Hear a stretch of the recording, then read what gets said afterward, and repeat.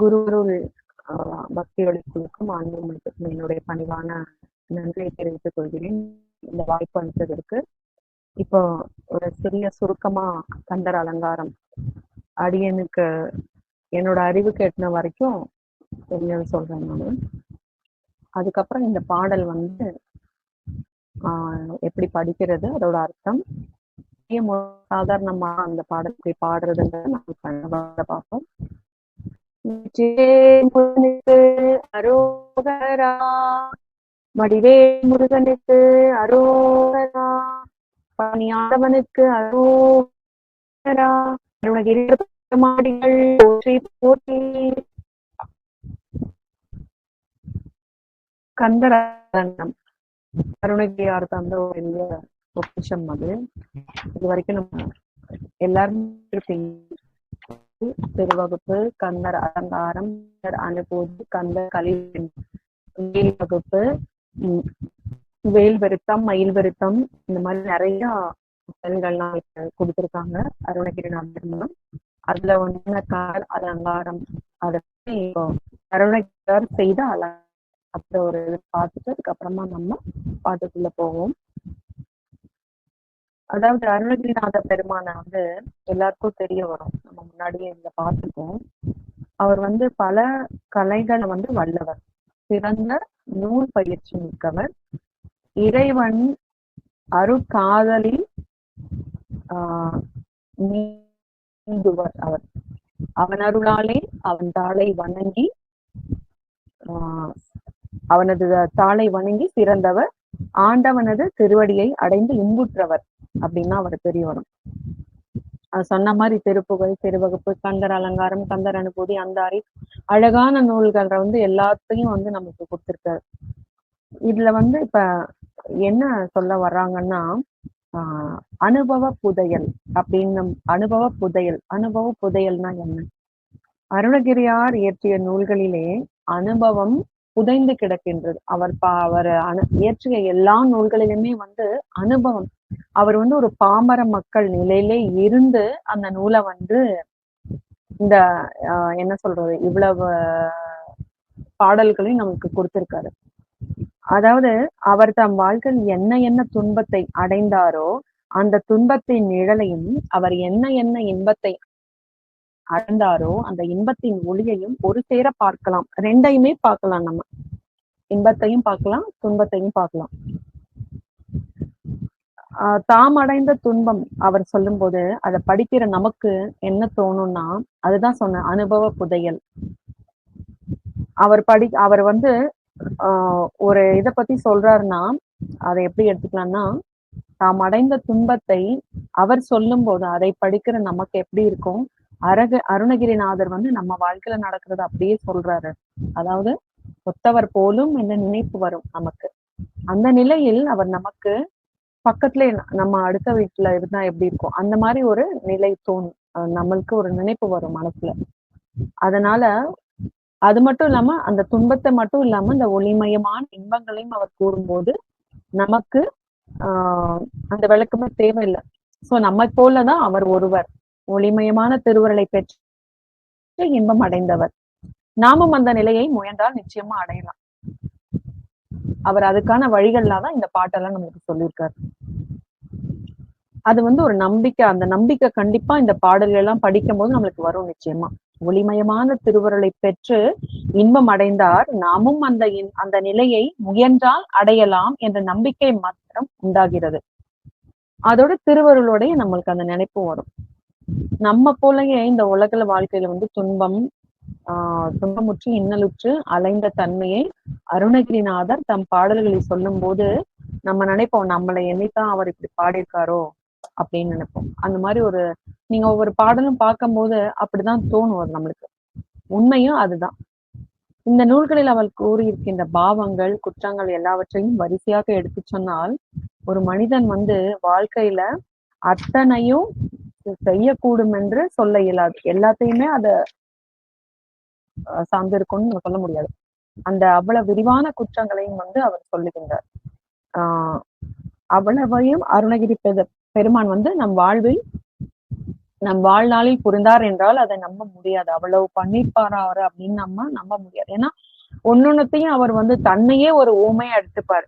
அந்த நாயா இருக்கட்டும், ஒரு வந்து ஈனப்பிறவியா இருக்கட்டும், ஒரு மூடனா இருக்கட்டும், அறிவில்லாதவனா இருக்கட்டும், ரொம்ப கீழ்த்தனமானவனா இருக்கட்டும், எல்லாமே அவர் தன்னையே சொல்லிப்பார். இந்த ஒவ்வொரு பாடல்களையும் நீங்க திருப்புகளாகட்டும், இப்ப வரக்கூடிய பாடல்கள் எல்லாத்துலயும் கந்தர் அலங்காரமாகட்டும், கந்தர் அனுபூதி ஆகட்டும், எல்லாத்துலயும் இந்த மாதிரிதான் அவர் அந்த நடையில தான் அவரோட பாடல்கள் இருக்கும். சோ அதுதான் வந்து அவங்க சொல்ல வராங்க. இருந்தாலும் அவற்றையெல்லாம் நம் வாழ்வில் தாமே புரிந்தது போல் அவர் சொல்லியிருக்கிறார் என்றால், அவர் சொல்வது பெரியவர்களின் வழக்கம். இதெல்லாம் நடந்ததா அவர் சொல்லியிருக்காரு. அத வந்து என்ன சொல்றாங்கன்னா, நைச்சியானு சந்தானம் அப்படின்னு சொல்லுவாங்க. அந்த காலத்துல வந்து இது எப்படி அந்த பெரியவர்கள்லாம் எப்படி அதை சொல்றாங்கன்னா, நைச்சியானு சந்தானம் அப்படின்னு சொல்லுவாருங்க. இப்ப இது வந்து நம்ம அனுபவ புதையலை பார்த்தோம். அடுத்தது வந்து மகாத்மாக்கள். யாரு மகாத்மாக்கள்னு சொல்றோம்? இந்த பெரியவங்கன்னு சொன்னேன் இல்லையா? தம்மை மாத்திரம் நினைத்து பாடு. அதாவது இந்த பெரியவங்கன்னா வந்து ஒரு புலமை பெற்றவர்கள் அவங்கள சொல்றேன். அத வந்து அவங்கெல்லாம் வந்து தன்னை மட்டும் நினைத்து அந்த பாடல்கள் பாடுறது இல்ல. உலகம் முழுவதிலும் இருக்கின்ற மக்கள் புரிகின்ற பாவங்களை தாமே அனுபவிப்பன. அதாவது நம்மளே அந்த அனுபவிச்சா எப்படி இருக்கும்? அத மாதிரி இறைவனிடத்துல விண்ணப்பிக்கிறாங்க. விண்ணப்பித்துக் கொள்வது அவர்களுடைய வழக்கம். அதுதான் அவங்களுடைய வழக்கம். அந்த பாடலும் அப்படிதான் இருக்கும். அதை சார்ந்ததா தான் இருக்கும். இப்ப ஒரு உதாரணத்துக்கு வந்து ஒரு வக்கீல் வந்து நம்ம செய்யாத குற்றத்தை பத்தி வந்து அவர் செஞ்சிருக்க மாட்டார் அந்த குற்றத்தை. ஆனா வந்து அதை ஒரு சமாதான நிலைக்கு கொண்டு வர்றதுக்காக தம்மோட கட்சிக்கார சார்புல வந்து அவர் எப்படி வந்து அவர் எடுத்து சொல்றாரோ அது மாதிரிதான் இதுவும் சொல்றாங்க. அந்த கருணை நிரம்பிய பெரியவர்கள் வந்து உலகத்தினர் படும் பாடு துன்பங்களை எல்லாம் நம்மளே எடுத்துட்டு அந்த நிலையில அவங்கள வச்சு அவர்களுக்காக இறைவனிடத்துல மன்றாடி கேட்கிறாங்க. நான் பல பாவங்களை புரிந்திருக்கின்றேன், நான் பல துன்பங்களை அடைந்து துயருகிறேன் என்று அவர்கள் சொல்லும் போது உலகத்தில் மக்கள் வேறு, நாம் வேறு, அந்த மாதிரி அவங்க நினைக்கல. நம்ம வேற, மக்கள் வேறு அப்படின்னு நினைக்காம நம்மளுக்காக வந்து தெய்வத்துக்கிட்ட முறையிடுற மாதிரிதான் அந்த ஒவ்வொரு பாடல்களும் நம்மளுக்கு அமைச்சு கொடுத்திருக்காங்க. அதுக்கப்புறம் வந்து இந்த உடம்புல உயிர் இருக்கிறதுக்கு வந்து 3 காரணங்கள் இருக்கு. மனம், வாக்கு, காயம். இது 3 தான் வந்து காரணங்களா சொல்றாங்க. அதோட மட்டும் அல்லாம சேர்ந்ததுதான் உயிர். இத எல்லாம் 3 இணைத்ததுதான் அந்த உயிர் இயங்குகிறது. உயிர் உடம்பில் இருப்பதனால் காரணங்கள் பலவிதமான தொழில்களை செய்கின்றன. அந்த தொழில்கள் வாயிலாக தான் இந்த வந்து இன்பமும் துன்பமும் அந்த உயிர் அனுபவி பெரும்பாலும் வந்து இந்த 3 காரணங்களால மனிதன் தனக்கு வேண்டியதை செயல்படுது. இந்த 3 நாள் மனம், வாக்கு, காயம். இதனாலதான் வந்து மனுஷன் வந்து என்ன வேணுமோ அதை கொடுக்குறோம். என்ன செய்யறாங்க? தன்னை பத்தி சிந்திக்கிறாங்க, தன்னை பத்தியே பேசுறாங்க, தன்னை பத்தியே தனக்குண்டா காரியங்களை மட்டும் செய்யுங்க. சிந்திக்க மனம் நம்மளை மட்டும் சிந்திக்க கூடாது. அதான் சொல்ல வராங்கன்னா, பிறரை பற்றியும் சிந்திக்க வேண்டும், திரு துன்பங்களை பற்றியும் இறங்க வேண்டும். அதற்கு மனம் விரிய வேண்டும். அந்த மனம் இருந்தால்தான் நம்மள மீறி அடுத்தவங்களை பத்தி சிந்திக்கக்கூடிய தன்மை வரும். அந்த உடம்பை மாத்திரம் எண்ணம் நினைவிட்டு நம்மளோட நம்மளோட எண்ணம் நம்மளோட இதை மட்டும் நினைக்காம மத்ததை பத்தியும் நினைக்க வேணும்னு சொல்றாங்க. இதான் வந்து இப்போது அந்த தன்னலத்தை மட்டும் சிந்திக்கும் சுருக்கமான நிலையில் இந்த மனத்தால் இயலாது. நம்மளை மட்டும் பாத்துக்கிறது அப்படின்ற வந்து அது மனம் வந்து ரொம்ப குறுகிடுது. அந்த மனத்தால அதை நினைக்க முடியாது. சோ இந்த அன்பு மனத்தாலே ஒன்று பிறந்து விட்டால் அது கண்டிப்பா அந்த விரிவடையும் சொல்றாங்க. இது வந்து நம்ம ஒரு என்ன சொல்றோம், மகாத்மாக்களையும் அந்த நிலையும் பார்த்தோம். அடுத்தது வந்து அன்பின் விரிவு. அன்பை எப்படி வந்து விரிஞ்சு இருக்கணும், இதெல்லாம் எதுக்கு உங்களுக்கு சொல்றேன்னா, இது எல்லாத்தையும் ஒருங்கிணைத்ததுதான் வந்து இந்த கந்தர் அலங்காரம். அதனாலதான் வந்து இதெல்லாம் ஒரு சின்ன சின்ன ஒரு உதாரணமாவும் அதோட சின்ன விரிவுரையும் சொல்லிட்டு நம்ம இதுக்கு போவோம். அதாவது இப்ப பழத்தை ஒரு கடையில போய் ஒரு உதாரணத்துக்கு ஒரு மாம்பழம் வாங்கிட்டு ஒருத்தர் என்ன பண்றான், அந்த கடைக்கு போயிட்டு அவன் ஒரு பிரம்மச்சாரியா இருக்கான். வந்து ஒரு மாம்பழம் வாங்கிட்டு எனக்கு இதை கட் பண்ணி கொடு, நறுக்கி குடியான்னு சொல்றான், சாப்பிட்டுறான். கொஞ்ச நாள் கழிச்சு அவனுக்கு கல்யாணம் ஆகுது. கல்யாணம் ஆகும்போது அந்த மாம்பழத்தை வாங்கும்போது அவன் கேட்கிற அந்த கடைக்காரன், நான் இதை நறுக்கி தரட்டுமா அப்படின்னு. அப்ப என்ன, வீட்டுல இருக்க மனைவி ஞாபகம் வருது கல்யாணம் ஆனதுக்கு அப்புறம். அப்ப அந்த பழம் என்ன ஆகுது, ரெண்டா பிரியுது. அதுக்கப்புறம் கொஞ்ச நாள் கழிச்சு திருப்பியும் அதே மாதிரி பழம் வாங்க போகும்போது அவருக்கு அவங்க நறுக்க வேணாம்னு சொல்லிட்டு அவர் வீட்டுக்கு எடுத்துட்டு போறாரு. அப்ப வந்து குழந்தைகளும் இருக்காங்க. ஸோ அது வந்து கணவன், மனைவி, குழந்தைகள் அப்படின்னு வந்து மூன்றா பிரியுது. அது அந்த நினைப்பு வருது, அதாவது நம்ம வீட்டுல மனைவி இருக்காங்க. ஸோ அதுதான் அந்த அன்பின் விரிவு. அந்த அன்பு வந்து எப்படி விரிவுது ஒருத்தங்க கிட்ட இருந்து அடுத்த அடுத்த நிலைக்கு எப்படி போகுதுன்றதுதான் வந்து இந்த ஒரு சின்ன உதாரணம் சொல்றேன் இந்த இடத்துல. முன்னாடி வந்து அவருக்கு ஒரு வயிறு தான் இருந்தது, அவர் மட்டும்தான். ஸோ அதுக்கப்புறம் அந்த ஆண் மட்டும்தான். அதுக்கப்புறம் வந்து மனைவிக்கு அந்த அன்பு பகிரப்படுது. மனைவி மூலியமா அந்த குழந்தைக்கு அடுத்தது வந்து ரெண்டாகுது மனைவி வந்ததுக்கு அப்புறம். அதுக்கப்புறமா அந்த குழந்தை பிறந்து விட்டால் அந்த வயிறு 3 ஆகிறது. இப்படிதான் அந்த அன்பு விரிய விரிய நம்மளோட மனசும் விரிவடைகிறதுன்னு சொல்றாங்க. தன்னலமும் வந்து கொஞ்சம் கொஞ்சமாக மறைந்து போகிறது. எல்லா உயிரையும் தன் உயிர் போல காண்கின்ற நிலை அந்த இடத்துலதான், அந்த அன்பு விரிவடையும் போதுதான் அந்த நிலை வருதுன்றத சொல்றாங்க. இப்போ ஒரு இன்னொரு உதாரணம் என்னன்னா, ஒரு அழகு பால்ல வந்து நம்ம 2 அழகு தண்ணி கலக்குறோம். அது வந்து என்ன ஆகுதுன்னா 3 அழகு பாலா மாறிடுது. ஆனா அந்த பால் தான் அதை சொல்றோம். அப்பயும் அதோட நிறம் மாறல, இருந்தாலும் அது பாலாதான் இருக்கு. திருப்பி என்ன பண்றோம், நிறைய பால் கூட பால் எடுத்துட்டு அதுக்கும் இன்னும் கூட நம்ம தண்ணி ஊற்றும் போது இந்த வெண்மை நிறம் இருக்கு, ஆனா அது வந்து பாலா இருக்காது, அது ரொம்ப தண்ணி ஆயிடும். அந்த வெண்மை நிறம் வெளிர் நிறமா அது தெரியும். அதுதான் சொல்றாங்க, வெளுத்ததெல்லாம் பால் அல்ல என்ற பழமொழியை நம்ம கேட்டிருக்கோம் அல்லவா. அதனாலதான் பெண்ணும் தண்ணீரை ஊற்றினால் அது தண்ணியா தான் மாறும், பாலோட நிறமே அதுல இருக்காது. அத போலதான் இல்லற வாழ்க்கையில வந்து ஒரு அன்பு வந்து நீரை ஊற்றிக்கொண்டே இருந்தால் சுயநலம் என்பது வர வர மறைந்து கடைசியில் உள்ளமெல்லாம் அன்பு வெள்ளமாகும் அப்படின்னு குறிப்பிடுறாங்க. தன்னலமற்றவனாகவே போய்விடும், தன்னலமே இருக்காது, மத்தவங்களுக்கு அடுத்தவங்களுக்கு அப்படின்ற எண்ணம் தான் வரும். முதல்ல மனைவியிடம் பிறந்த அன்பு விரிந்து குழந்தையிடமும் பின்பு வீட்டில் உள்ளவர்களிடமும் பரவுகிறது. வீட்டிலிருந்து வீதிக்கு வருகிறது, வீட்டில இருந்துதான் வெளியில வருது, வெளியில வந்து கடைசியில உலகமெல்லாம் விரிந்த அன்பாகி விடுகின்றது. இப்படி அன்பு விரிந்து கொண்டே போக போக அவனது அகங்காரம் அங்க வந்து மங்கி விடுகிறதாம். அந்த அன்பு நம்ம கிட்ட இருந்து விரிய விரிய நம்ம கிட்ட அகங்காரம் வந்து மங்குகிறதுன்னு சொல்றாங்க.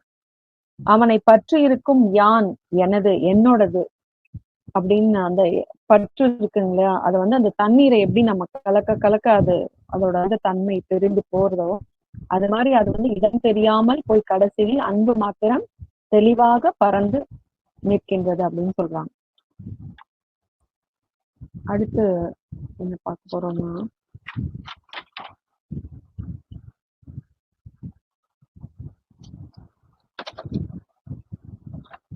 அருணகிரிநாதரும் வந்து உலகத்தில் உள்ள எல்லா உயிர்களும் படும் துன்பங்களையும் தான் படும் துன்பங்களாகவே மேற்கொண்டு சொன்னார் நம்ம பார்த்தோம். அவர் பெற்ற இன்பத்தையும் அந்த இன்பத்திலே மிதந்து நிற்கும் நிலையும் பற்றி பேசுகின்றார். அவற்றை பார்க்கும்போது அருணகிரிநாத பெருமான் துன்ப நிலையிலும் இன்றி மாறி இறைவன் முதல்ல துன்ப நிலையை சொல்றாரு, அதுக்கப்புறமா இறைவனோட அருளால அந்த துன்ப நிலை மாறி இன்ப நிலையை அடைந்தார் அப்படின்னு நம்ம தெரிஞ்சுக்கிட்டோம். அது மாதிரி கந்தர் அனுபூதி, கந்தர் அலங்காரம் போன்ற நூல்களை பார்த்தால் அவற்றில் வந்து இறைவன் திருவருளை பற்றி, இன்பத்தை பற்றி, துன்பத்தை பற்றி பல செய்திகள் இருக்கிறத நம்ம பார்க்கலாம். துன்பத்தை பற்றி சொல்லும் போது நமக்குள்ள அனுபவங்களையும் அப்படியே எடுத்து சொல்வது போல, அவருடைய திருவருட் பேராற்றினால் அந்த கிடைத்த இன்பத்தை பற்றியும் அவர் சொல்லும் போது தம்முடைய அனுபவத்தை சொல்ற மாதிரியே நமக்கு ஒரு நிலை இருக்கும். அதுலதான் இந்த கந்தல் அலங்காரத்துல வந்து அதோட பயனே அதுதான். நம்ம எப்படி வந்து ஒரு துன்ப நிலையிலிருந்து இன்ப நிலைக்கு மாறுறது, அதை எப்படி நம்மளால அடைய முடியும் அப்படிங்கிறத இந்த கந்தர் அலங்கார நூல்களை படிப்பதன் மூலம் நம்ம பயன் பெறலாம். அதாவது அடுத்தது வந்து வழிகாட்டி. வழிகாட்டி அப்படின்னா, இறைவன் திருவடிகளை அடைந்ததனால் உண்டான இன்பத்தை பாட்டாக பாடுகிறார். இறைவனுடைய திருவடியை அவர் அடைந்துட்டார். அந்த ஒரு இன்ப நிலையை தான் வந்து அவர் பாட்டா பாடியிருக்கார். அதாவது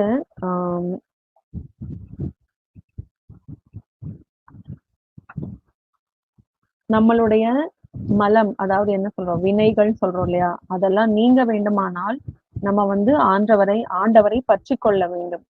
மலத்திலிருந்து கண்மை, மாயை, அந்த மலம்ன்றது வந்து வினைகள், முற்பிறவியோட வினைகள் இருக்கு இல்லையா, விடுபட ஒருவன் இவ்வாறு விடுபட்டேன் என்று சொன்னால் அந்த இன்ப அனுபவம் நமக்கு வழிகாட்டியாக இருக்கும். இப்படி ஒருத்தங்க வந்து இப்போ ஒருத்தங்க ஈஸியா ஒரு வழி எப்படி அடையுது நம்மளுக்கு சொல்லி கொடுத்தா அது நம்மளுக்கும் எளிதாகும் இல்லையா, அந்த வழியை போய் அடையறதுக்கு. அதுதான் அவர் எப்படி அந்த துன்ப நிலையிலேருந்து வெளியில வந்து இன்ப நிலைக்கு மாறி அந்த பிறவி பயன்ல இருந்து நீங்கி அந்த இடத்தை எப்படி அடைஞ்சாரு அப்படிங்கிற எடுத்துக்காட்டு தான் நம்மளுக்கு இந்த பாடல்கள் மூலியமா சொல்லுகிறார். அதுதான் இந்த வழிகாட்டி நிலையில் இருக்கின்றது அருணகிரிநாதர் பெருமானுடைய வாக்கு. எப்படி வந்து நம்ம இறந்ததுக்கு அப்புறம் சிவலோகம் வைகுண்டம் நம்ம போவதற்காக இறைவன் திருவருளை பெற வேண்டும் அப்படின்னு நினைக்கிறோம் இல்லையா, அதை வந்து நம்ம இந்த உலகத்துல இருக்கும் போதே பெறலாம் அப்படின்னு சொல்றாங்க. நம்ம இறந்துதான் அந்த உலகத்துக்கு போகணுன்ற அவசியம் இல்லை. இந்த உலகத்துல இருக்கும் போதே இந்த பிறவி நிலையிலே அந்த இன்ப நிலை பெறலாம். இந்த தேகமோடு இந்த உடம்போட அதை காணலாம் அப்படின்னு தாயுமானவர் சொல்றாரு. அந்த தேகத்தோடு வாழும் போதே இன்ப நிலை பெறலாம் என்பதை அருணகிரிநாதரும் சொல்கிறார்.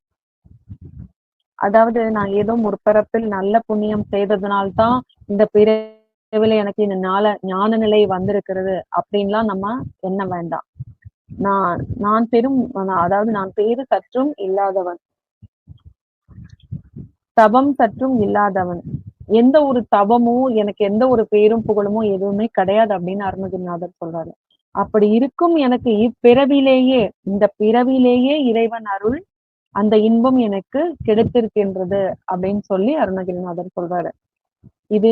இந்த பாடல்களை காணும் போது நிச்சயமா இந்த பாடல்களை நம்ம படிக்கும் போது, அதாவது உள் உணர்ந்து, அதாவது சொல்றாங்க இல்லையா, ஊன் உருகி அப்படின்னு சொல்றாங்க இல்லையா, அந்த நிலையில நம்ம இந்த பாடல்களை பாடும்போது நிச்சயமா நமக்கும் அந்த இன்ப நிலையை எய்த முடியும். அந்த நம்பிக்கை நம்மளுக்கு வரும். இந்த பாடல்களை நம்ம பாட பாட அதான் அந்த பொருள் அறிந்து அந்த வெறுமன படிச்சா அதோட பொருள் நம்மளுக்கு தெரியாது, அந்த வார்த்தைகள். நம்ம அந்த பொருளை தெரிஞ்சுக்கிட்டு ஒரு பாட்டை படிக்கும் போது தானாகவே நம்ம அந்த இறைவன் திருவடியை போய் நம்மளுக்கு சேர்றதுக்கான அந்த எண்ணம் நம்ம மனசுல தோண ஆரம்பிச்சிடும். அது என்ன சொல்றாங்கன்னா, தோன்றுவதோடு மாத்திரம் நிற்கக்கூடாது. நம்மை போலவே வாழ்ந்தவர், நம்மை போலவே உலகில் துன்பங்களை அடைந்தவர் ஒருவர் நம்மிலும் சிறந்து நின்று இன்ப வாழ்வியில் மூழ்கி திளைத்தார் என்றால் நாமும் அவர் காட்டிய வழிநெறிப்படி அந்த பேரின்பத்தை தூய்க்க வேண்டும் அப்படின்ற, இப்ப நம்மளுக்கு ஒரு வழிகாட்டியா ஒருத்தங்க இருக்காங்கன்னா அவங்கள பின்பற்றிட்டு நம்ம போறதுல எந்த இதுவும் இல்லை இல்லையா. சோ அதனால நம்மளுக்கு ஒரு ஆர்வம் உண்டாக வேண்டும் அப்படின்னு சொல்லி இத முடிக்கிறாங்க. அதுக்கப்புறம் கருணைக்கு அருணகிரி அப்படின்ற ஒரு வாக்கியம் இருக்கு. அது எதனால கருணைக்கு அருணகிரினா, அருணகிரிநாத பெருமானை பல பெயர்கள் பல வகையாக பாடியிருக்காங்க. ஆனா அதுல ஒருவர் வந்து என்ன சொல்லியிருக்காங்கன்னா, காசுக்கு கம்பன், கருணைக்கு அருணகிரி. அதாவது கருணைக்கு அருணகிரி என்று சொல்லி இருப்பதற்கு காரணமாக ஒரு சின்ன கதை இருக்கு. அது என்ன கதைன்னு ஒரு சிறிய கதை ஒண்ணு பார்ப்போம். 14ஆம் 15 நூற்றாண்டுல வில்லிபுத்தூரார் அப்படின்னு தமிழ் புலவர் இருந்தாங்க. அவங்களுக்கும் அருணகிரிநாதருக்கும் ஒரு வாதம் வந்து நடந்தது. 2 பேருமே புலவர்கள் இல்லையா. சோ ஒரு சமயத்துல ஒரு வாதம் செய்தாங்க. அந்த வாதத்துல வந்து வில்லிபுத்தூரார் என்ன சொல்றாருன்னா, அந்த வாதத்துல யார் வெற்றி பெறுகிறார்களோ அவங்களுடைய காதை வந்து அறுத்து எடுத்துருவேன் அப்படின்னு அவர் சொல்றாரு. அதுதான் நிபந்தனை. யார் அதுல தோத்துட்டாங்களோ அவங்கள காதை வந்து அறுத்துருவாங்க. இந்த மாதிரி வில்லிபுத்தூரார் வந்து பல பேர்களுடைய தோல்வியினால காதெல்லாம் அந்த அறுத்து கொண்டே வந்தாராம். அப்ப அவருடைய கர்வத்தை அடக்குவதற்காக அருணகிரிநாதர் வந்து அவரோட வாதம் செய்து அவர் வந்து ஜெயிச்சிடுறாரு. அருணகிரிநாதர் ஜெயிச்சிடுறாரு. ஸ்ரீவல்லிபுத்தூரார் என்ன சொல்றாரு, அருணகிரிநாதர்கிட்ட போய் அவருடைய காதை காமிச்சு என்ன வந்து நான் தோற்றுட்டேன், இதுல நீங்க வந்து என்னோட காதை அறுத்துக்குங்க அப்படின்னு சொல்றாரு. அப்ப அருணகிரிநாதர் என்ன சொல்றாரு, அவரோட காதை அறுக்காம என்னோட பாட்டுக்கு நீ வந்து காதை நீட்டி, அந்த பாட்டுக்கு நீ காதை நீட்டினதே போதும், என்னோட பாட்டுக்கு காதை நீட்டினதே போதும் அப்படின்னு சொல்லிட்டாராம். சோ அவரை வந்து அவருக்கு பதிலுக்கு, இப்ப நீ ஒருத்தர் சொன்னா நான் இப்படி செய்யணும் அப்படின்ற அந்த பதிலுக்கு செய்யாம அந்த கருணை அப்படின்ற ஒரு இதனால அவர் என்ன சொல்றாரு, நீ நீ எனக்கு என்னோட பாட்டுக்கு நீ உன்னோட காதை கொடுத்து கேட்டதே போதும் அப்படின்னு சொல்லி அவரை விட்டுறாரு. அப்பதான் வந்து அந்த இடத்துலதான் அவரை வந்து கருணைக்கு அருணகிரிநாதர் அப்படின்னு சொல்லி சொல்றாங்க. இது மட்டும் இல்லாம இப்ப வந்து அன்பு, இப்ப வந்து அருணகிரிநாதரோட கருணையை பார்த்தோம் இல்லையா, இதுக்கு வந்து அருணகிரிநாதர் இந்த நிலையில இருந்து அருள் நிலைக்கு எப்படி உயர்ந்தார் அப்படின்னு பார்ப்போம். பிறரிடத்தில் உள்ள எல்லா பொருள்களையும் நம்மளே வச்சுக்கிறது வந்து அருள் நிலைக்கு உயர்தல். நம்ம இப்ப இந்த பாட்டெல்லாம் படிச்சா அடுத்த நிலை என்ன போவோம் அப்படின்றத பார்ப்போம். இந்த கந்தர் அலங்காரம், கந்தர் அனுபூதி, திருப்புகழ், இது எல்லாமே நம்ம படிச்சா அடுத்த நிலைன்னு ஒண்ணு இருக்கு. அது என்னன்னா, பிறரிடத்தில் உள்ள எல்லா பொருள்களையும் தானே பறித்து கொள்ள வேண்டும் என்பது ஒரு தன்மை. தன் பொருளை தானே அனுபவிக்க வேண்டும் அப்படின்றது வந்து அது இயல்பு. தன்னை சேர்ந்தவர்களுக்கு மாத்திரம் கொடுப்பதே அது ஒரு வகையான இயல்பு. தனக்கு சம்பந்தம் இல்லாதவர்களுக்கும் கொடுப்பது இன்னொரு இயல்பு. இந்த மாதிரி 4 விதமான இயல்புகள் உண்டு.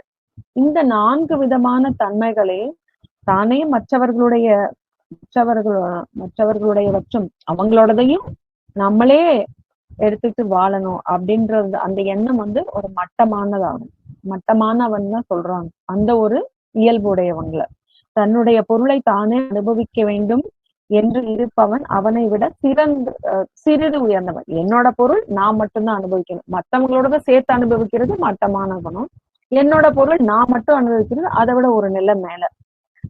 அதை வந்து தன்னை சேர்ந்தவர்களுக்கும் கொடுக்க வேண்டும் அப்படின்னு நினைக்கிறது வந்து அதை விட இன்னும் கொஞ்சம் இது எல்லோருக்கும் கொடுக்க வேண்டும் அப்படின்ற ஒரு விரும்புவான். அந்த மாதிரி ஒரு எண்ணம் உள்ளவர்கள் தான் உத்தமமான நிலை, உத்தமமானவன் அப்படின்னு சொல்றாங்க.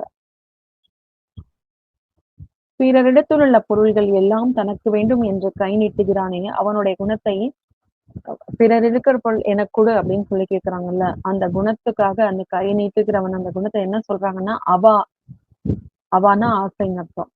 அது ஒரு பேர் இருக்காம். தன்னுடைய பொருளை தானே அனுபவிக்க வேண்டும் என்று விரும்புபவர்களை வந்து என்ன சொல்றாங்கன்னா, அந்த 2வது நிலை சொன்னால அது பேர் பற்று. தன்னுடைய பொருளை தன்னை சார்ந்தவர்களுக்கும் கொடுக்க வேண்டும் அப்படின்னு நினைக்கிற அந்த நிலை வந்து அன்பு.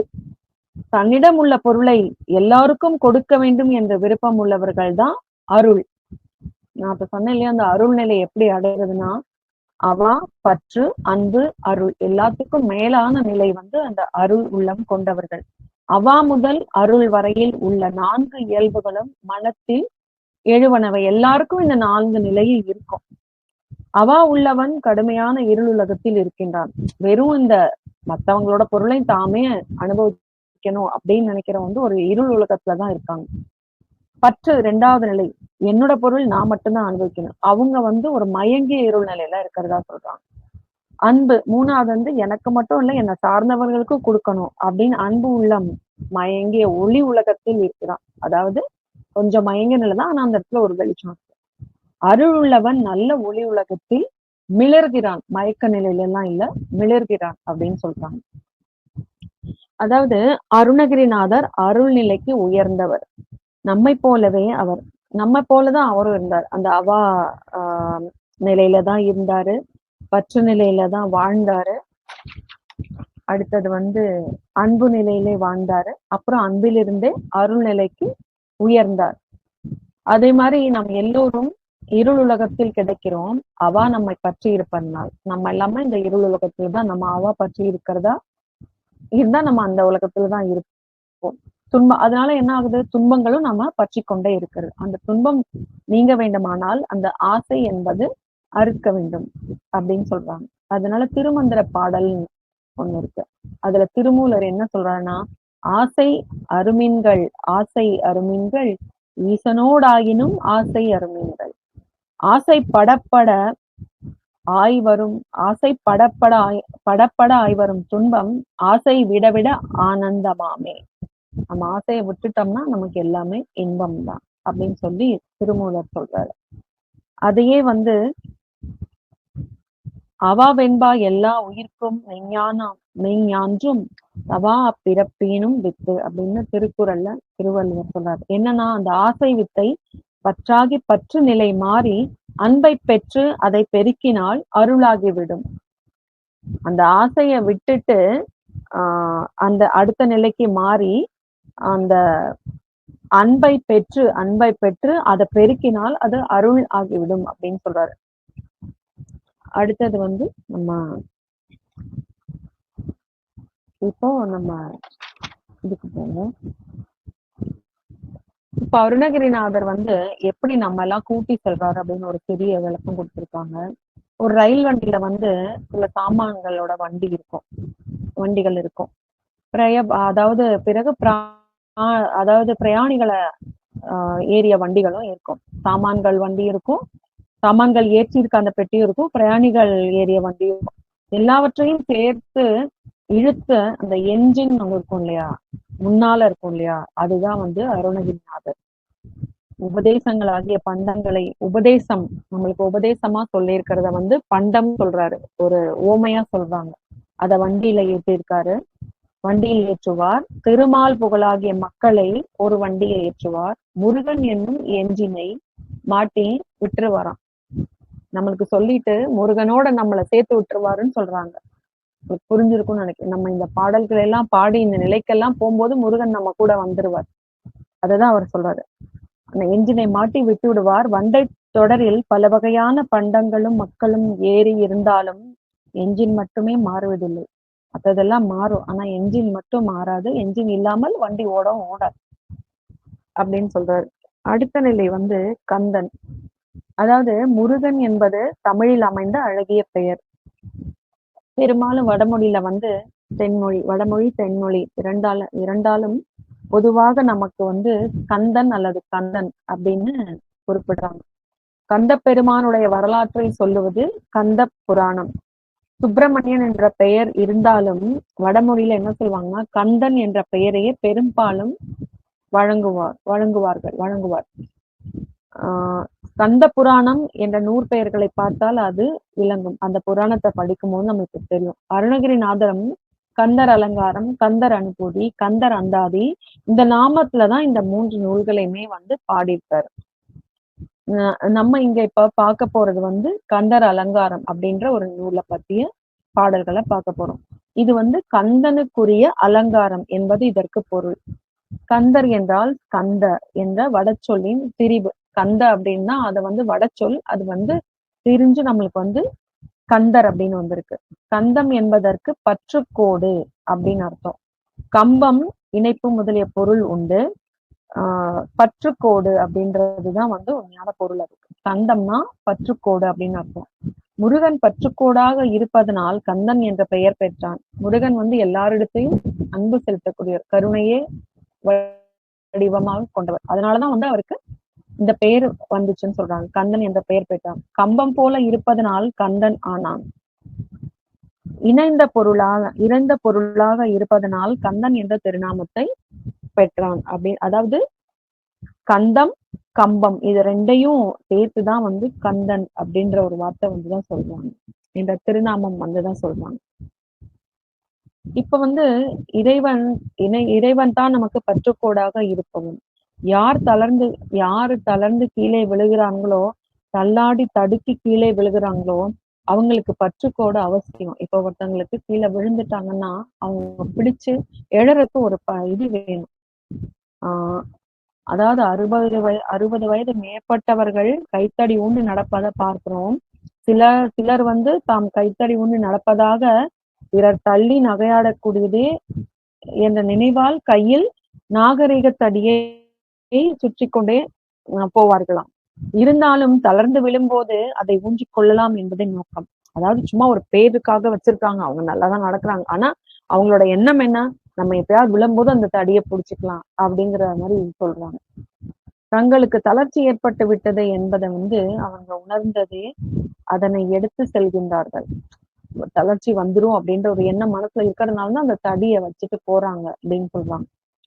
இழுக்கல் உடையாளி ஊன்றுகோல் அப்படின்னு வள்ளுவர் அந்த அந்த கோலை சொல்றாரு. அந்த தடி வச்சிருக்காங்க இல்லையா, அதுல இவ்வுலகில் உயிர்கள் பற்றுக்கோடு இல்லாமல் தளர்கின்ற நிலை இருக்கின்றன.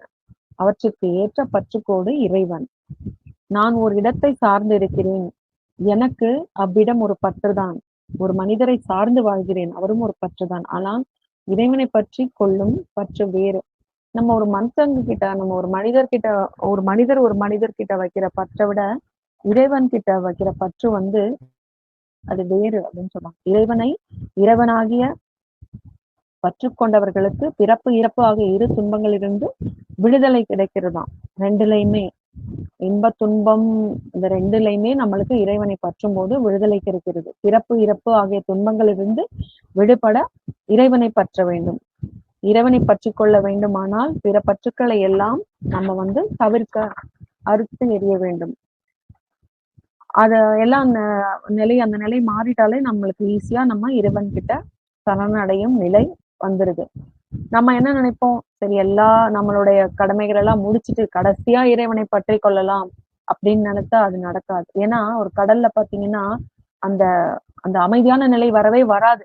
எப்படி கடல் அலை சமுத்திரத்துல திருப்பி திருப்பி திருப்பி திருப்பி இந்த கடல் அலை ஓய்ந்த பின்னும், ஒரு கடல்ல போய் குளிக்கிறோம்னா அலையெல்லாம் ஓயிட்டு நம்ம குளிக்கிறேன்னா முடியாது இல்லையா, கடல் அலை ஓய்வே கிடையாது. அதே மாதிரிதான் நம்மளுடைய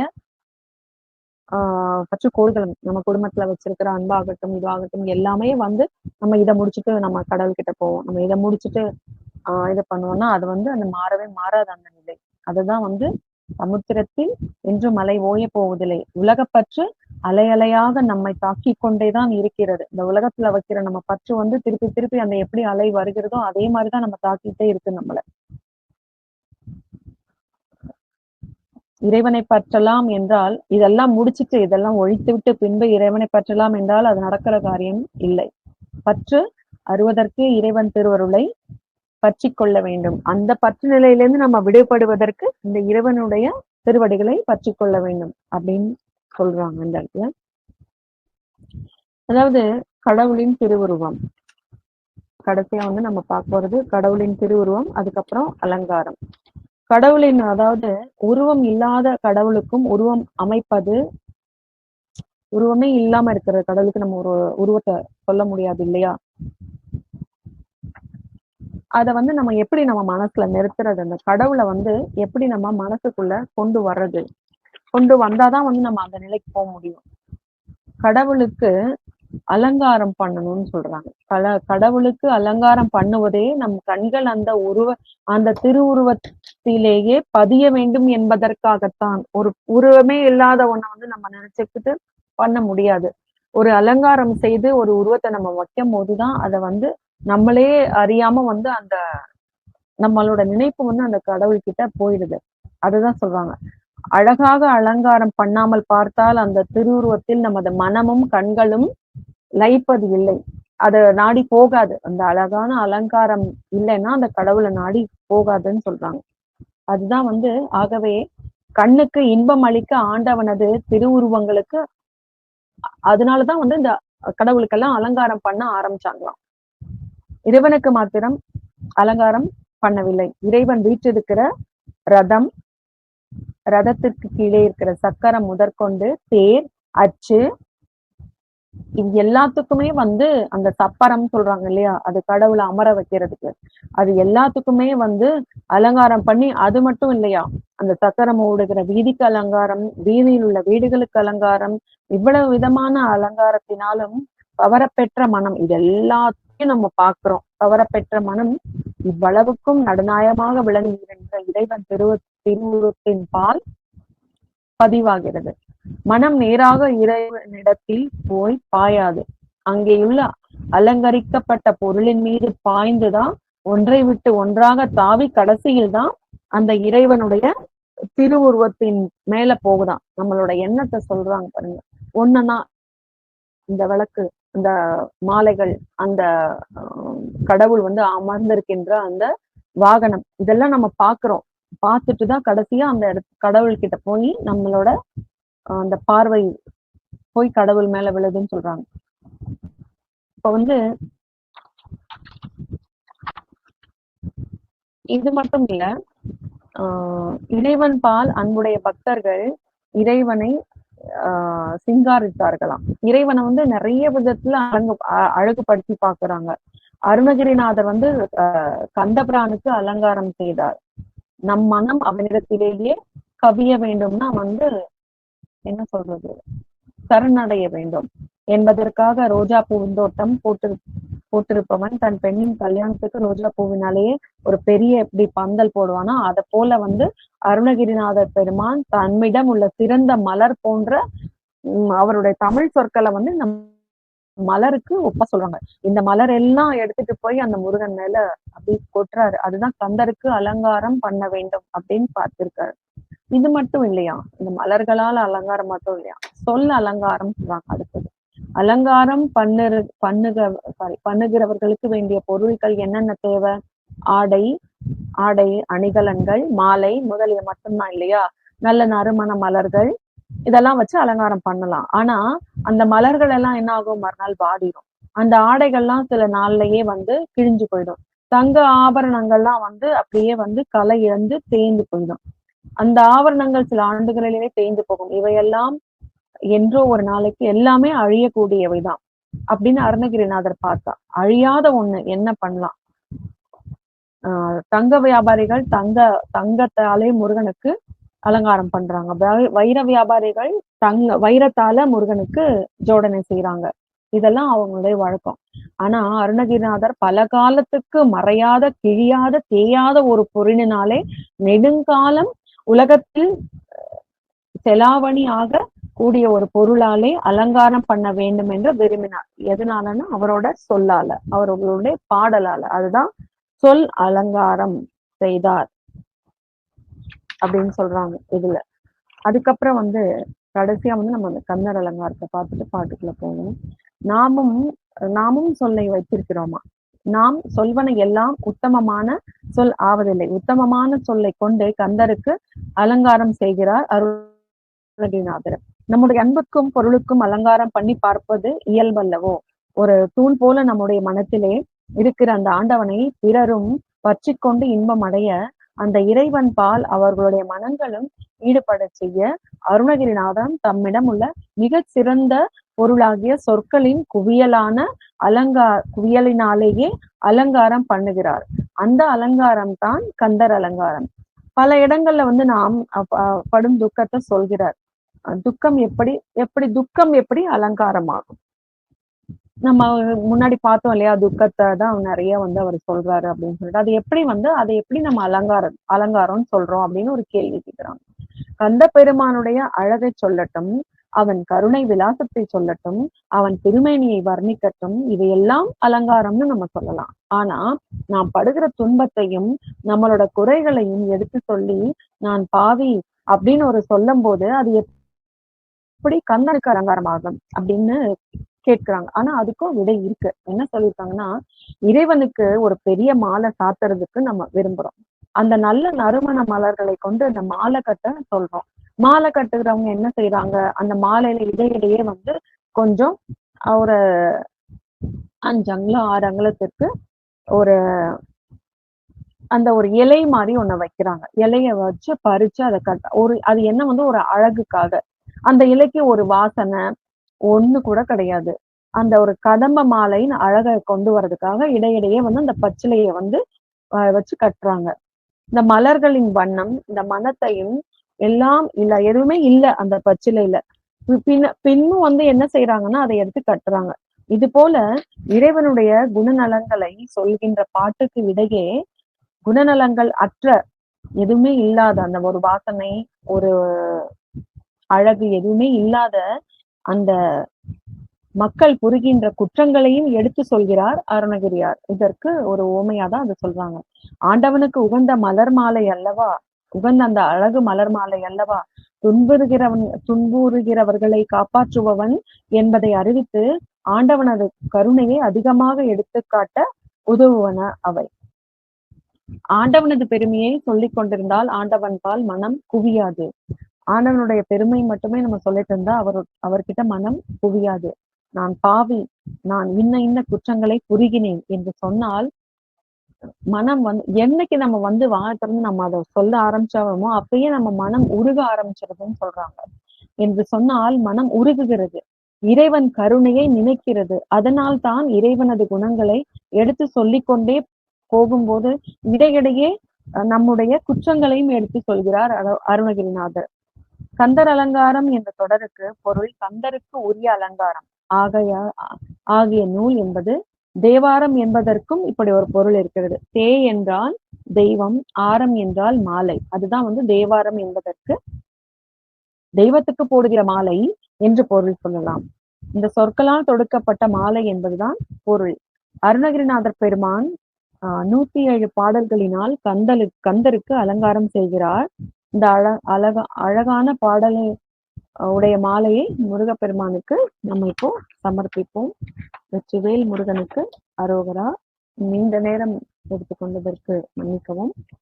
எனக்கு இதெல்லாம் உங்ககிட்ட பகிரணும்னு தோணுச்சு, அதுக்காக தான் நன்றி. இப்ப கந்தர் அலங்காரத்தோடைய பாடல்களை பார்ப்போம், அதோடைய பொருளையும் பார்ப்போம். வெற்றிவேல் முருகனுக்கு அரோகரா. கந்தர் அலங்காரத்துல முதல்ல விநாயகர் வணங்கிட்டு ஆரம்பிப்போம். அதுக்கு காப்பு அப்படின்னு பாடல் பெயர். அடல் அருணை திரு கோபுரத்தே அந்த வாயிலுக்கு வடவருகில் சென்று கண்டு கொண்டேன் வருவார் தலையில். தடபடன படுகுட்டுடன் சர்க்கரை மொக்கிய கை கடதட கும்ப களிற்றுக்கு இளைய களிற்றினையே. திருப்பி ஒரு வாட்டி வாசிக்கிறேன். அடல் அருணை திரு கோபுரத்தே அந்த வாயிலுக்கு வடவருகில் சென்று கண்டு கொண்டேன் வருவார் தலையில். தடபடன படுகுட்டுடன் சர்க்கரை முக்கிய கை கடதட கும்ப களிற்றுக்கு இளைய களிற்றினையே. அப்படின்னா அடல் அப்படின்னா வலிமை பொருந்திய அப்படின்னு அர்த்தம். அருணை அப்படின்னா திருவண்ணாமலை என்னும் திருத்தலத்தில் உள்ள திருக்கோபுரத்தின அழகிய கோபுரத்தினிலே அந்த வாயிலுக்கு அப்படின்னா அந்த வாசலுக்கு. அடுத்த வரிகள் வடவருவில் சென்று அப்படின்னா வடதிசையின் பக்கத்தில் சென்றுன்னா போயின்னு அர்த்தம். கண்டு கொண்டேன் வருவார் தலையில். வருவார்னா அந்த கும்பிட வர்றவங்க, அந்த வாயில் வழியா கும்பிட வர்றவங்க. தலையில் அப்படின்னா சென்னிகளில் அப்படின்னு அர்த்தம். தடபட என, தடபட என்னும் ஒளியுடனே படுகின்ற குட்டுக்களுடனே, இந்த நம்ம தலையில கொட்டிக்கிறோம் இல்லையா, அதை சொல்றாங்க. அடுத்தது சர்க்கரை மொக்கிய, அதாவது சர்க்கரை பலகாரங்களை மொக்கியன்னா விழுங்கியன்னு அர்த்தம். கை கடம் அப்படின்னா தும்பிக்கையினையும் மதத்தையும். தடம் கும்பம், தடம் கும்பம், தடம் கும்பம்னா பெரிதாகிய கும்பத்தலங்களையும் கொண்டிருக்கின்ற களிற்றுக்கு, களிறுனா யானைன்னு அர்த்தம், யானை முக கடவுளுக்கு இளைய களிற்றினை அப்படின்னா இளமை பொருந்தி, அதாவது தம்பியாகிய களிற்றின யானையை கண்டு கொண்டேன் அப்படிங்கிறார். அதாவது சேவித்து கொண்டேன். முருகப்பெருமானுடைய அண்ணனாகிய யானை முக கடவுளை கண்டு கொண்டேன். நம்ம எப்பொழுதுமே ஒரு கோயில்ல போகும்போது முதல்ல அந்த வாயில் பக்கத்திலே விநாயக பெருமான் இருப்பாரு. அவரை நம்ம தலையில குட்டிக்கிட்டு தான், அவரை வணங்கிட்டு தான் நம்ம உள்ள போவோம் இல்லையா. இதுதான் அழகா அந்த முதல் விநாயகர் பாடல்ல சொல்லியிருக்காங்க. திருப்பியும் ஒரு முறை சொல்றேன். அடல் அருணை திரு கோபுரத்தே அந்த வாயிலுக்கு வடவருகில் சென்று கண்டு கொண்டேன். வருவார் தலையில் தடபடன படு குட்டுடன் சர்க்கரை முக்கிய கை கடதட கும்பக் களிற்றுக்கு இளைய களிற்றினையே. இதுதான் முதல் பாடலுடைய அர்த்தம். இப்ப அதை எப்படி பாடுறதுன்னு சொல்றேன். சாதாரணமா தான் இருக்கும். இது ஒரு ராகமெல்லாம் இருக்காது. நான் எப்படி பாடுறனும் நீங்க அப்படியே பாடலாம். வெற்றிவேல் முருகனுக்கு அரோகரா.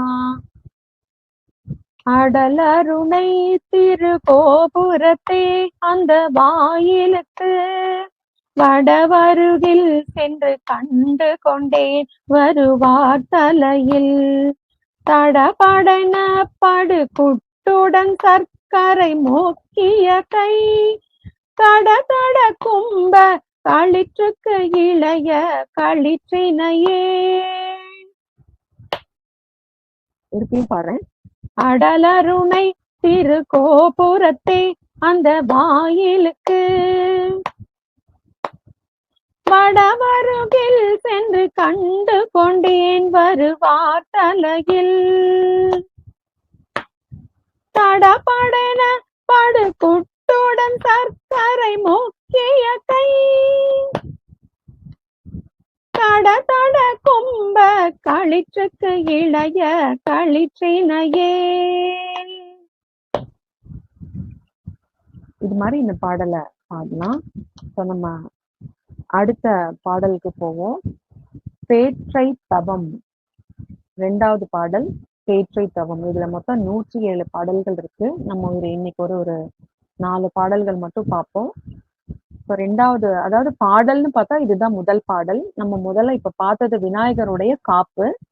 அடுத்தது இப்ப பார்க்க போறதுதான் கந்தர் அலங்காரத்துல முதல் பாடல்.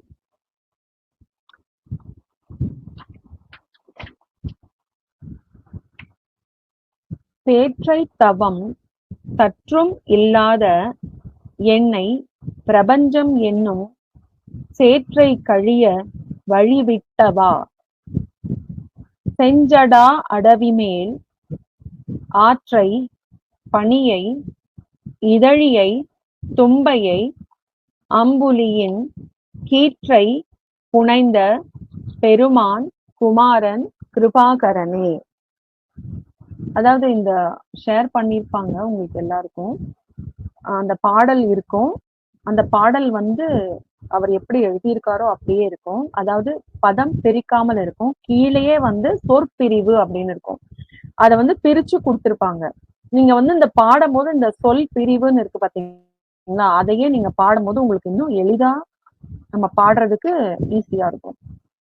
இப்ப அதை திருப்பி 2வது வாட்டி சொல்றேன். பேற்றை தவம் சற்றும் இல்லாத என்னை பிரபஞ்சம் என்னும் சேற்றை கழிய வழிவிட்டவா. செஞ்சடா அடவி மேல் ஆற்றை பனியை இதழியை தும்பையை அம்புலியின் கீற்றை புனைந்த பெருமான் குமாரன் கிருபாகரனே.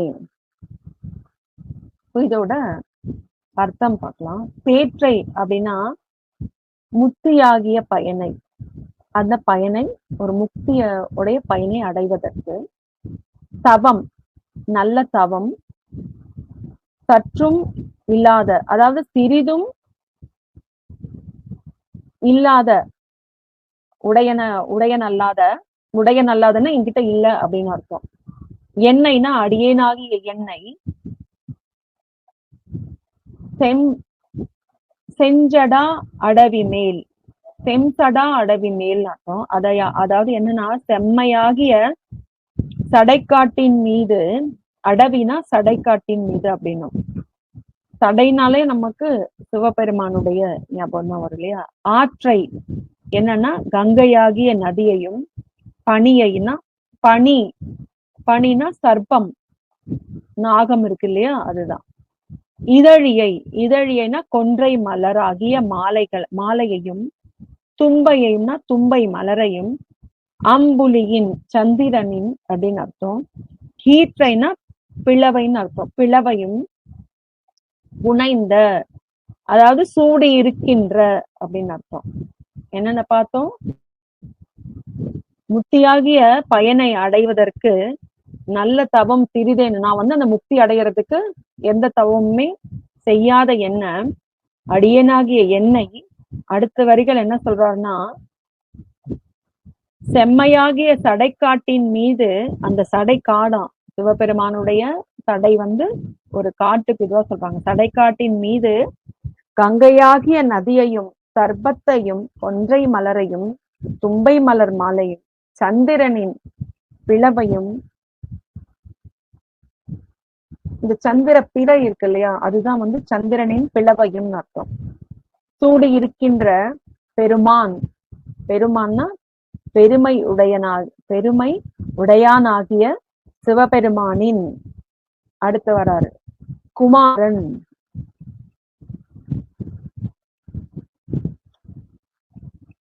குமாரன் கிருபாகரன் அப்படின்னா இளைய புத்திரரும் கருணைக்கு இருப்பிடம் ஆனவரும் ஆகிய முருக கடவுளே அப்படின்னு சொல்லி இந்த பாடல் நிறைவு செய்கிறார். பெருமை உடையானாகிய சிவபெருமானின் இளைய புத்திரரும் கருணைக்கு இருப்பிடமானவரும் ஆகிய குமார கடவுளே அப்படின்னு சொல்லி இந்த பாடலை முடிக்கிறாங்க, நிறைவு செய்யறாங்க. திருப்பி இந்த பாடலை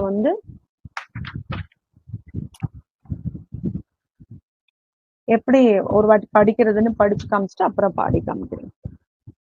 பேற்றை தவம் சற்றும் இல்லாத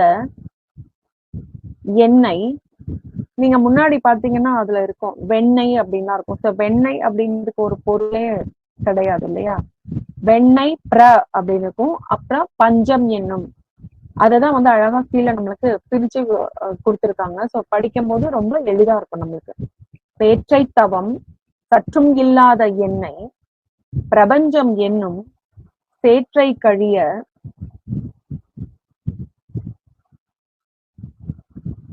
வழிவிட்டவா செஞ்சடா அடவி மேல் ஆற்றை பனியை இதழியை தும்பையை அம்புலியின் கீற்றை புனைந்த பெருமான் குமாரன் கிருபாகரனே.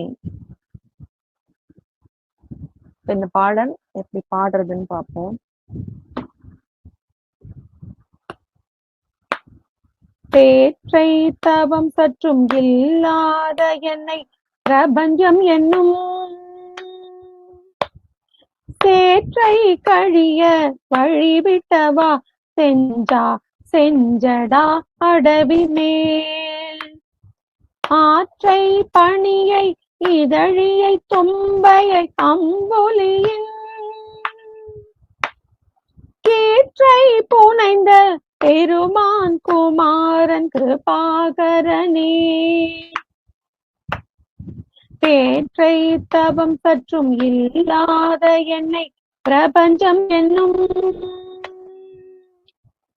சேற்றை கழிய வழிவிட்டவா செஞ்சடா அடவி மேல் ஆற்றை பனியை இதழிய தும்பையை அம்புலியின் கீற்றை புனைந்த பெருமான் குமாரன் கிருபாகரனே. நன்றி.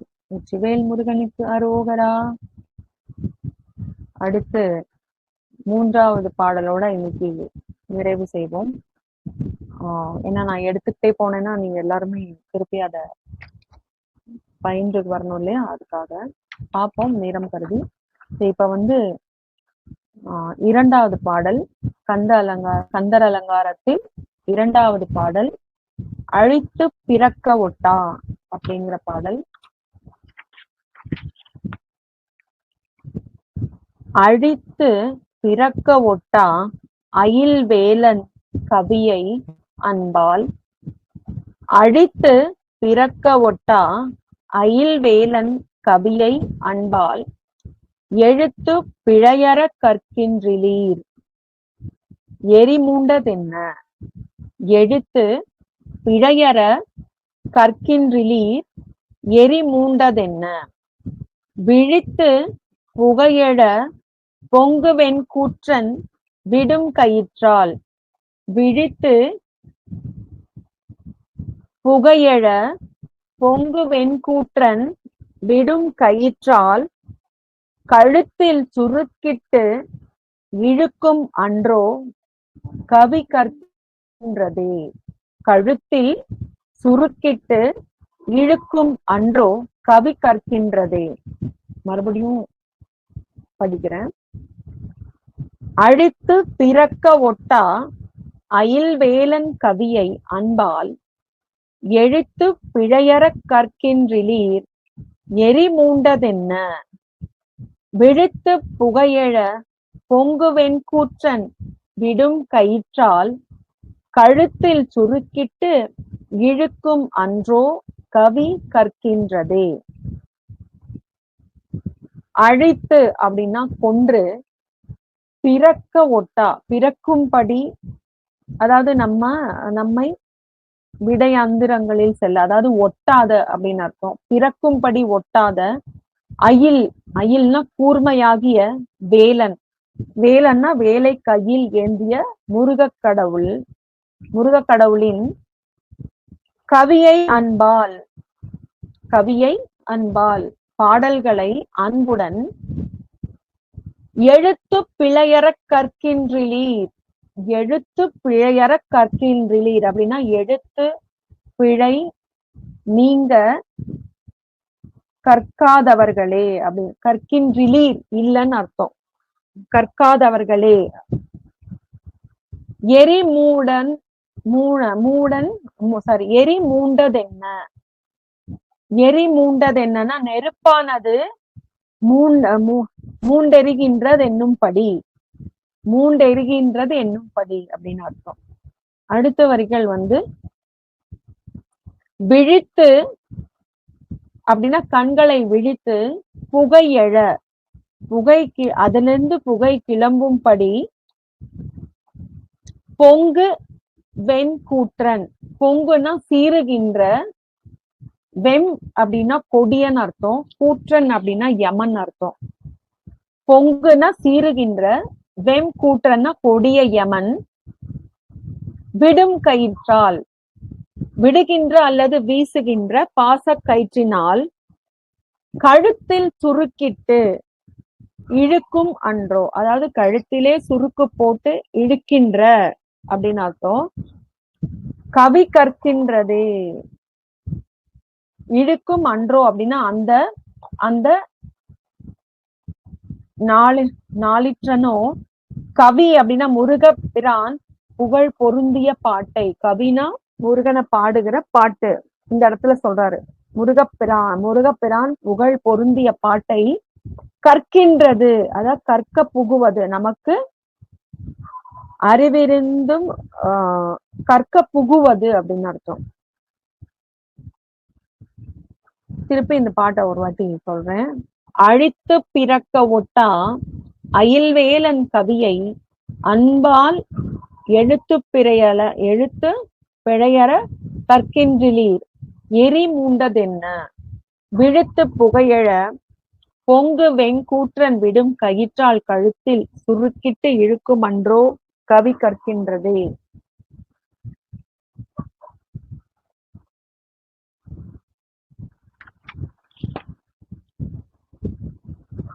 இப்ப இந்த பாடல் எப்படி பாடுறதுன்னு பார்ப்போம். வெற்றிவேல் முருகனுக்கு அரோகரா. பாடல் 2, அழித்து பிறக்க ஒட்டா. அழித்து பிறக்க ஒட்டா அயில் வேலன் கவியை அன்பால் எழுத்து பிழையற கற்கின்றிலீர் எரிமூண்டதென்ன. விழித்து புகையெழ பொங்குவெண் கூற்றன் விடும் கயிற்றால் கழுத்தில் சுருக்கிட்டு இழுக்கும் அன்றோ கவி கற்கின்றதே. திருப்பி ஒரு தடவை பாடுறேன். அழித்து பிறக்க ஒட்டா அயில் வேல கவியை என்பார், எழுத்து பிழையற கற்கின்றிலீர் ஏறி மூண்டதென்ன, விழித்து புகையழ பொங்குவேன் கூற்றன் விடும் கயிற்றான், கழுத்தில் சுருக்கிட்டு இழுக்கும் அன்றோ கவி கற்கின்றதே. வேல் முருகனுக்கு அரோகரா. நன்றி. இப்ப அடுத்த பாடலும் பார்த்துருவோம், நமக்கு டைம் இருக்கு. அடுத்து 3வது பாடல் கந்தர் அலங்காரத்தில் தேரணி 8 அப்படின்னு தொடங்குற பாடல்.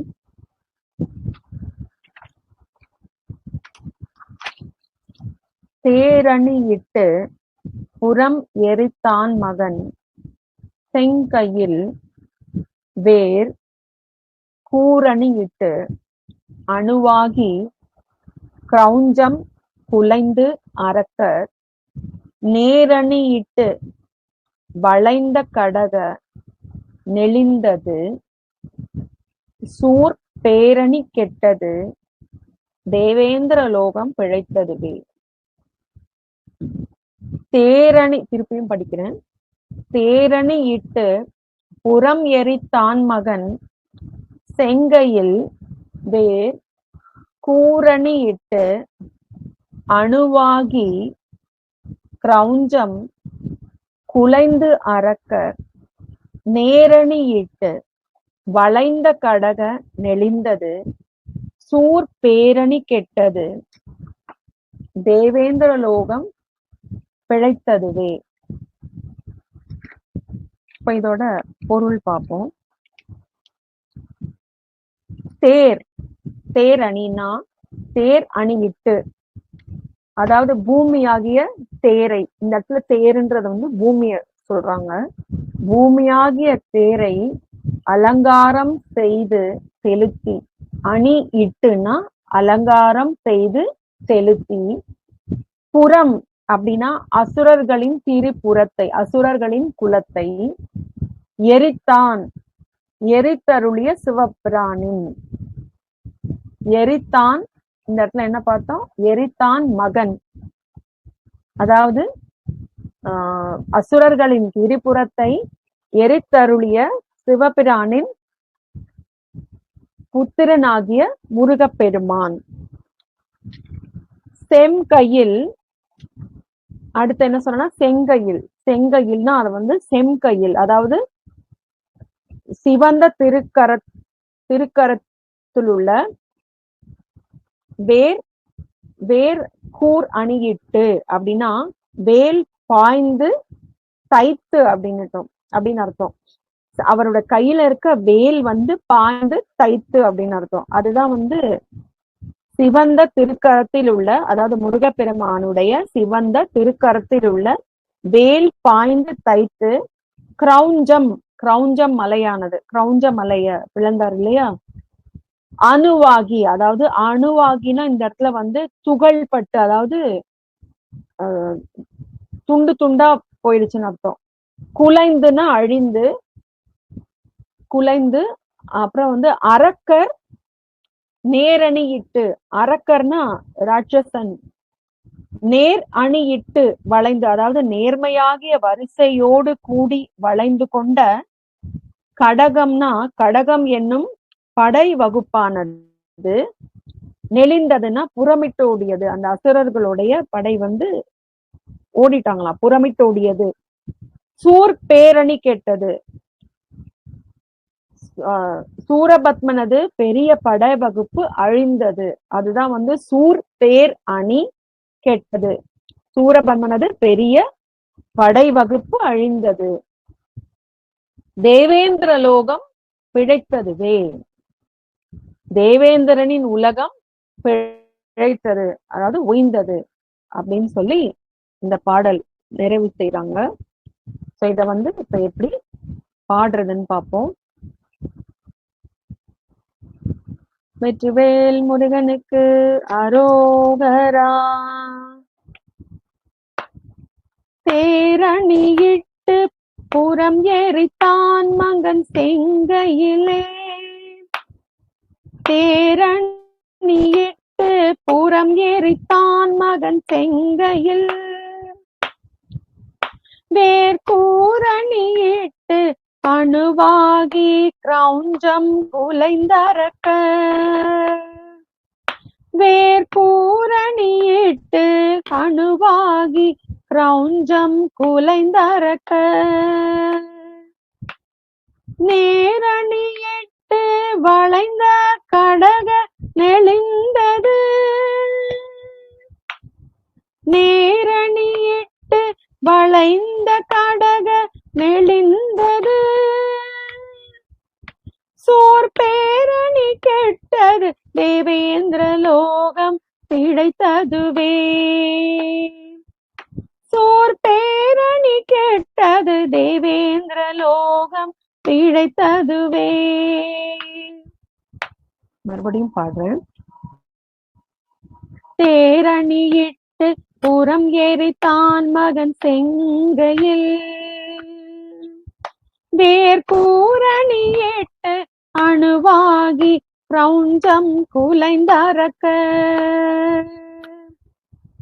நேரணியிட்டு வளைந்த கடக நெளிந்தது. சோர் பேரணி கெட்டது தேவேந்திர லோகம் பிழைத்ததுவே. வெற்றிவேல் முருகனுக்கு அரோகரா.